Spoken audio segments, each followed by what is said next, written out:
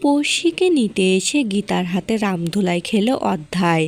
Hello viewers, Gita LLB ধারাবাহিকের আজকের পর্বে আমরা এমনটাই দেখতে পাই।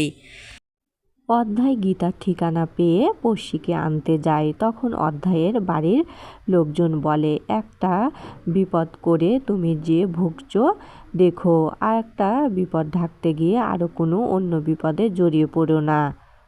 বাড়ির অন্য সদস্যরা তো কোনো প্রকার ঝামেলায় জড়াতে চায় না। তখন অধ্যায় বলে, কাউকে কোনো ঝামেলায় জড়াতে হবে না। আমি ভোরবেলায় ওই পড়শিকে ওই অ্যাডভোকেটের বাড়ি থেকে নিয়ে আসবো। অধরা বলে, এই কেসটাকে যে করে হোক ধামাচাপা দিতে হবে। তখন অধরার কাকাই বলে, কিভাবে ধামাচাপা দিবে? পুলিশ তো বডিটা উদ্ধার করেছে। তখন অধরা বলে, আমি এমন কোনো কাজ নাই যে পারি না। অন্যদিকে অধ্যায় দলবল নিয়ে গীতার বাবার বাড়ি যায় আর বলে, গীতা কই এবং পড়শি কোথায়? তখন গীতার বাবা বলে, পড়শি কে? তখন অধ্যায় গীতার বাবার দিকে বন্দুক তাক করে বলে যে, পড়শি হলো আমার স্ত্রী। আপনার মেয়ে আমার বউকে এ বাড়িতে এনে লুকিয়ে রেখেছে। গীতার বাবা বলে, এ বাড়িতে তো গীতা থাকে না। তখন অধ্যায় বলে, তাহলে আপনার মেয়ে কোথায় থাকে? গীতার বাবা বলে, ওর শ্বশুরবাড়িতে থাকে। অধ্যায় গীতার শ্বশুরবাড়ির ঠিকানা জানতে চাইলে গীতার বাবা কিছুতেই বলে না। এদিকে তো ভোরবেলা পড়শির জন্য গীতা আর মেহেক কফি করে নিয়ে আসে। পড়শি বলে, আমার জন্য আপনাদের ঝামেলায় পড়তে হয়েছে। ঠিক সেই মুহূর্তে অধ্যায় ফোন করে বলে, পড়শি তুমি কোথায় আছো? তাড়াতাড়ি এসো, না হলে ওই অ্যাডভোকেট গীতা গাঙ্গুলির বাবাকে শেষ করে দিব। এখন উনি আমার বন্দুকের সামনে আছে। পড়শি বলে, কিছুতেই তুমি এটা করতে পারো না। তখন অধ্যায় বলে, তাহলে বলো তুমি কোথায় আছো, তোমার ঠিকানাটা দাও। পড়শি তো অধ্যায়ের হুমকিতে ভয় পেয়ে যায় আর কান্না করতে করতে বলে, আপনাদের ঠিকানাটা তাড়াতাড়ি বলুন আর ওই অধ্যায়ের কাছে আমাকে দিয়ে আসুন। তখন গীতা পড়শির কাছ থেকে ফোনটা নিয়ে নেয় এবং ফোনটা গীতা ধরলে অধ্যায় বলে, 1 ঘন্টার মধ্যে আমার বউকে আমার কাছে না দিলে আপনার বাবাকে মেরে ফেলবো। গীতাও ভয় পেয়ে যায় অধ্যায়ের কথা শুনে। আর পড়শি বলে, কি হলো? তখন গীতা বলে, 1 ঘন্টার মধ্যে আপনাকে অধ্যায়ের কাছে না দিয়ে আসলে আমার বাবার লাশ ফেলে দিবে। তখন পড়শি কান্না করতে করতে বলে, আমার জন্য আপনাকে কিছু করতে হবে না, আমাকে ও বাড়ি দিয়ে আসুন আর আপনার বাবাকে বাঁচান। আমি মিনু হত্যার বিচার চাই না।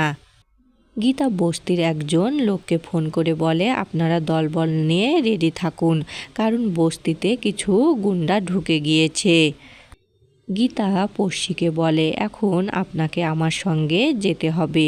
মেহেক বলে, আমিও তোমাদের সাথে যাব আর পড়শির পাশে পাশে থাকবো।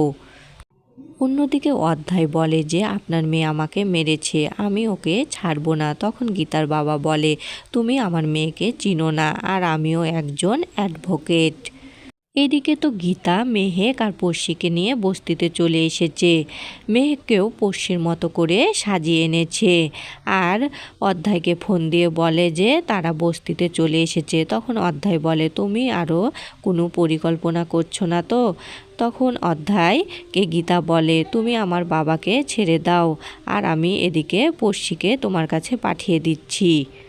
গীতা খুব ভালো করে বুঝতে পেরেছে যে পড়শি যেহেতু অন্ধ, তাই পড়শি বিষয়টাকে সামলাতে পারবে না। তাই গীতা পরিকল্পনা করে যে সে মেহেককেই ভিতরে পাঠাবে। এরপর গীতা দরজায় আওয়াজ করে অধ্যায়কে দরজা খুলতে বলে। তখন অধ্যায় দরজা খুললে মেহেক সেখানে চলে আসে। অধ্যায় তো মেহেককে বাজে কথা বলতে থাকে আর বলে, আজকে তোমাকে আমার হাত থেকে কেউ রক্ষা করতে পারবে না। ঠিক সে মুহূর্তে মেহেক ঘোমটাটা খুলে দেয় আর একটা কষিয়ে অধ্যায়কে থাপ্পড় মারে। অধ্যায় যে মেহেককে মারতে যাবে অমনি গীতা এসে অধ্যায়কে ধরে নেয় আর গীতা অধ্যায়কে রামধোলাই করে। এরপর গীতা পুলিশ অফিসারকে ফোন দিয়ে বলে যে আমি ওই অধ্যায় সিনহাকে ধরে ফেলেছি, আপনি ওর নামে মার্ডার কেস দিতে পারেন, কারণ ও আমার বাবাকে বন্দুক তাক করেছিল। তখন পুলিশ অফিসার বলে যে ওই মিনু হত্যার কেসের রহস্য আমি উন্মোচন করে ফেলেছি। এরপর অধ্যায় আবার গীতাকে মারতে আসে। তখন গীতা অধ্যায়কে মেরে বস্তির লোকের হাতে তুলে দেয় আর বলে ওকে রামধোলাই করো। এরপর গীতা পড়শিকে এসে বলে যে আমার বাবা ঠিক আছে আর আপনার স্বামীকে পুলিশ অ্যারেস্ট করেছে। অন্যদিকে পুলিশ অফিসার অধ্যায় সেনের বাড়িতে যায় মিনু হত্যার তদন্ত করতে। তখন অধরা বলে আপনি আইন মোতাবেক কাজ করুন, আপনি আমাকে চিনেন না, আমার হাত কিন্তু অনেকটাই লম্বা, আমি চাইলে অনেক কিছু করতে পারি, আপনি এই কেসে কোনো একটা লাভ করতে পারবেন না। তখন পুলিশ অফিসার বলে পুলিশ তো সুবিধা করতে আসে না, যেখানে সমস্যা হয় সেটাই সমাধান করতে আসে, আমি চাইলে আপনাদের গ্রেপ্তার করতে পারি। তখন অধরা বলে আপনি চাইলে সবটা করতে পারেন না, কারণ ওই মিনু মদ খেয়েছিল আর ওই মদ খেয়ে উপর থেকে নিচে পড়ে গিয়েছিল। অধরা পুলিশ অফিসারকে বলে মিনু মাতাল অবস্থায় ছিল আর ও পড়ে যে লেগেছিল, আমরা ওকে হাসপাতালে নিয়ে যেতে লেগেছিলাম, কিন্তু আপনি মাঝপথে বাধা দেন আর ওখানে ও মারা গিয়েছে। মনীষা সাক্ষ্য দেয় যে পড়শি বাড়িতে নেই আর দাদা ভাই তাকে ধাওয়া করেছিল। এ কথাটা শুনে মনীষার মুখ বন্ধ করার জন্য সবাই মিলে মনীষাকে নিয়ে যায় আর বলে যে ওর একটু মাথায় সমস্যা আছে। পুলিশ তখন বলে আপনারা যতই ধামাচাপা দেন না কেন, এ কেসটা যেহেতু গীতা এলএলবি সমাধান করছে, আপনারা কিছুতেই কিছু লুকাতে পারবেন না।